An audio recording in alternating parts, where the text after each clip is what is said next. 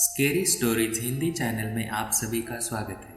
चलिए शुरू करते हैं हमारी आज की कहानी। डिस्क्लेमर: इस रहस्य कथा को केवल मनोरंजन हेतु लिखा गया है। कृपया इसे केवल मनोरंजन हेतु ही पढ़ें, अपने असल जीवन से इसे ना जोड़ें।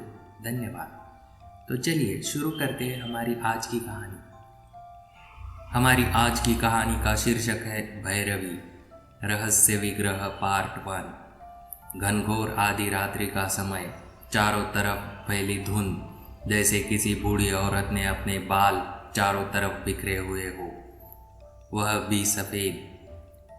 पुराने शिव मंदिर का दर्शन कर घने जंगल वाले रास्ते से, जो कि उनके घर से दूर राज्य अपने घर लौट रहे थे, वे सब गए तो अपनी 7-8 सीटर गाड़ी में थे, क्योंकि लगभग 6 बड़े और 3 8 से 11 वर्ष के आसपास बच्चे भी साथ थे।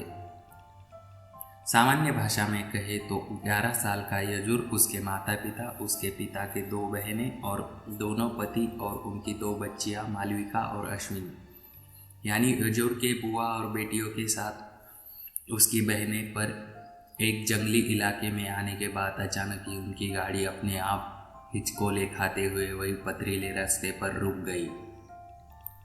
आधी रात का समय था और बीच सड़क में जब खाब जतन के बाद उनकी गाड़ी नहीं चली, तो वहाँ से लगभग एक किनारे खड़े होकर उन लोगों ने नीचे की तरफ झाँका। अब उनकी किस्मत अच्छी थी या बुरी, ये तो वक्त ही बताएगा, पर उन लोगों ने पाया कि वहाँ से लगभग 1 किलोमीटर दूर थोड़े ढलान की और सबको एक जगह दिखी, जहाँ उन्हें रोशनी का जलाका होने का आभास हुआ, जिसे देख वो बहुत खुश हुए। वो कोई बड़ा सा घर या कुछ था, जो कि दूर से ही हल्की दूधिया रोशनी में चमकते हुए धुंध के बीच से दिखाई दे रहा था। चारों ओर धुंध के कारण वह एक आभासी बिंब से अधिक तो न देख पाया, पर क्योंकि वे सभी एक परिवार के सदस्य थे और समूह में जवान समर्थवान वयस्क 3 पुरुष भी थे, तो उन लोगों ने बच्चों को लेकर जंगल के बीच सड़क में रुकने से अच्छा गांव में उस रिहायशी इलाके में मदद मांगना अधिक वाजिब समझा। कारण अंधेरी सुनसान सड़क पर लूटपाट और हत्या के मामले अक्सर हमारे देश में आम हैं, और उनके साथ 3 महिलाएं और 3 छोटे बच्चे भी थे, तो अनजान खतरे से लड़कर बचना उस हालात में अच्छा विचार नहीं था। इस कारण उन सब ने तुरंत गाड़ी लॉक की और हाथ में टॉर्च लेकर बच्चों को संभालते हुए उस ढलान से नीचे उतरना आरंभ कर दिया। वे बहुत धीरे से उतर रहे थे, क्योंकि वह एक जंगली पहाड़ी इलाका था और धुंध के कारण कुछ अस्पष्ट था, पर धीरे धीरे उतरते समय उन सबको अचानक एक साथ 3 प्रकार की हैरानी दिमाग में खली। पहली, वह स्थान देखने में बहुत पास दिख रहा था, पर उतना था नहीं। लगभग सभी चल कर थक चुके थे अभी तक, फिर भी उतना ही दूर प्रतीत हो रहा था। दूसरी, इतने घने जंगल में होने के बाद भी उन्हें तकंजंगली या पेड़ पौधे की वजह से कहीं भी रुकना नहीं पड़ा था, जो कि हैरान करने वाली बात थी। और इस सोच कर कभी कभी तो उन लोगों का यह तक लगा कि जैसे यह जंगल है ही नहीं, कभी लगता जैसे कोई अदृश्य बड़ी सफाई से बिना किसी आवाज़ किए उनके रास्ते से सारी मुश्किलें को हटा रहा था। ऐसा लग रहा था जैसे रास्ता अपने आप बनते जा रहा था और उन्हें उस दिशा में कोई चीज़ अपनी ओर खींच रहा था। और सच कहे तो महिलाओं को तो इस बात का डर भी लग रहा था, क्योंकि उन्हें आभास था कि अक्सर जो काम अत्यधिक आसानी से हो जाए, वह बाद में अत्यधिक भयानक और कठिन परिस्थितियाँ उत्पन्न करता है। फिर भी मजबूरी में वो ये सब आगे बढ़े जा रहे थे। और तीसरी हैरानी की बात कि अब तक नींद में गाड़ी में अपनी सारी शरारतें छोड़ के एक सीट पर लुढ़का पड़ा यजुर अब अजीब तरीके से सक्रिय हो उठा था। इतना कि यदि कोई बड़ा भी थक कर हार मानता, वो बच्चा होकर उल्टा उन्हें ढास बंधा था और आगे बढ़ने को प्रोत्साहित करता, खुद तो तीव्रता से आगे बढ़ने के लिए छूटता, जिससे बाकी सभी भी आगे बढ़ने लगते। इधर उसके उम्र के आसपास के दोनों बच्चियों ने अपने पिता के गोद में चढ़ ऊँग रही थी और लगभग नींद के आगोश में थी, पर यजुर की तो हरकत ही कुछ अलग लग रही थी। खैर वो सभी काफ़ी समय तक यूं ही चलते रहे, इतनी कि किसी को समय का पता ही न लगा। पर घड़ी देखने पर उनको सबको पता लगा कि आधी रात लगभग भोर में बदलने लगी थी। हाँ, किंतु ठंड के मौसम के कारण 4:30 से 5 बजे के आसपास का समय घनी रात ही महसूस होती है। अभी अभी तो उसकी बूंदे, फुहारे और धुंध में कोई भी कमी नहीं आई थी, क्योंकि गर्म कपड़े की खासा प्रबंध के कारण कम से कम उनमें किसी को अत्यधिक ठंड नहीं लग रही थी। हाँ, मौसम भयानक ठंड था तो थोड़ी ठिठुरन सबको हो रही थी। अब सब हाथ मिलाते हुए तेजी से आगे की तरफ बढ़ रहे थे कि अचानक चारों ओर के पेड़ पौधों से स्पष्ट होने लगा। पर यह क्या? उनको देखकर उन सब की रीढ़ की हड्डी में ठंड के स्थान पर भय की लहर दौड़ गई, कारण वे पेड़ से धुंध के बीच में किसी राक्षस की तरह अपनी विशाल बाहें फैलाए खड़े से नजर आ रहे थे। इतने में यजुर अजीब उत्साह से चिल्लाया, हम पहुंच गए, हम पहुंच गए। उसका यह अजीब सा उत्साह मौजूद सबको खटका, पर इस बात की राहत भी थी। सभी गर्दन घुमाकर देखने लगे कि आखिरकार उस जगह पहुंच ही गए। पर ये क्या?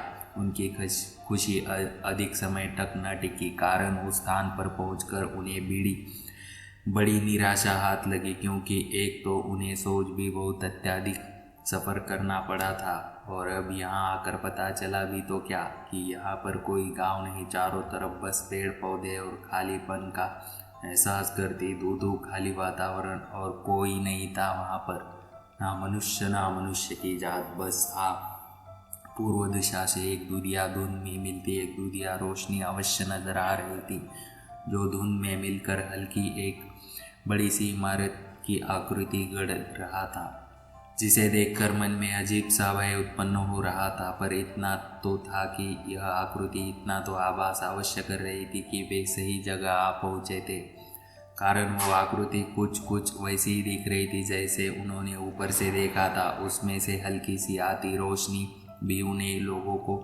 नजर आ रही थी, जो कि अब उनका सब भ्रम था, यह सच्चाई पर उन सब का अब शक था।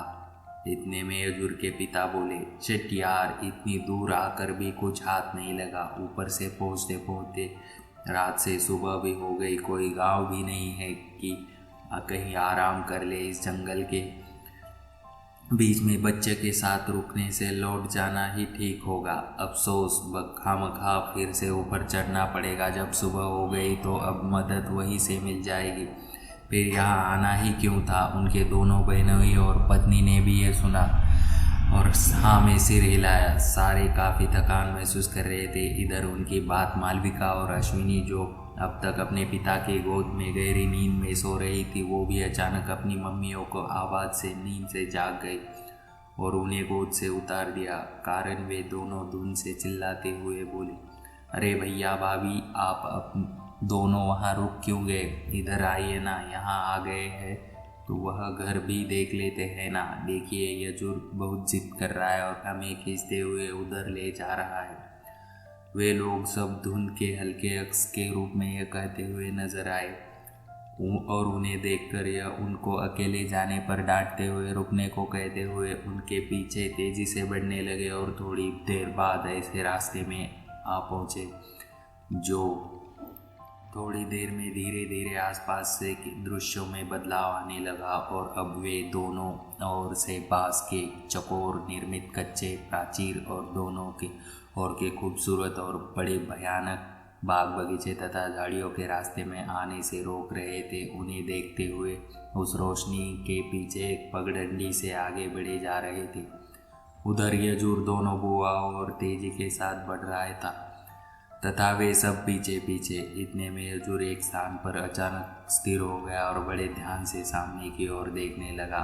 वह अजीब सी फटी हुई आंखें एक टक सामने की तरफ अथाह हरियाली और शीत के बीच में उस बड़े पुराने मकान को देख रहा था। उसे देखकर तो बच्चे कुछ समझ ही नहीं आया कि ये चीज़ क्या कहना सही रहेगा, मकान, खंडर, हवेली, पुराना मंदिर या कुछ। उन सब से लगभग 50-40 कदम दूर वही केवल 20 सीढ़ियों के ऊपर और से सफ़ेद स्तंभ पर खड़ा एक स्थान दिख रहा था जिस पर हर तरफ स्तंभ ही स्तंभ नजर आ रहे थे। 3 तरफ से दीवारों से घिरा हुआ, सामने से खुला और ऊपर पर एक छतर पड़ी थी। वह स्तंभ काफ़ी ऊंचे थे, मतलब कम से कम 50 फीट ऊंची, और स्थान की चौड़ाई भी कम से कम 35 से 40 फीट रही होगी। वे चारों तरफ से धुंध में डूबा हुआ था और उसके भीतर सबको एक लंबा सा आदमी नजर आया जो कालेपन में नहाया गया था, और वो जो कर रहा था वो भयानक लग रहा था। धुंध में लिपटा वो भी उतनी रहस्यमयी लग रहा था जितना वो स्थान लग रहा था। इतनी ठंड में उसने केवल धोती सी कुछ पहनी थी और उसके हाथ में पुराना सा रंग करने का विचित्र डिजाइन का ब्रश था जिसमें लाल रंग हुआ था। इधर सुनसान देखने में किसी अलग लग रही थी। अजीब से भय घर का कर रहा था। इतने में बाकी सब वहां पहुंचे और मुंह फाड़े वे भी सामने की तरफ देखने लगे। उस खंडर रूपी स्थान के भीतर पूरा स्थान धुएं में पूरी तरह डूबा हुआ, उसी के रंग में मिला हुआ नजर आ रहा था।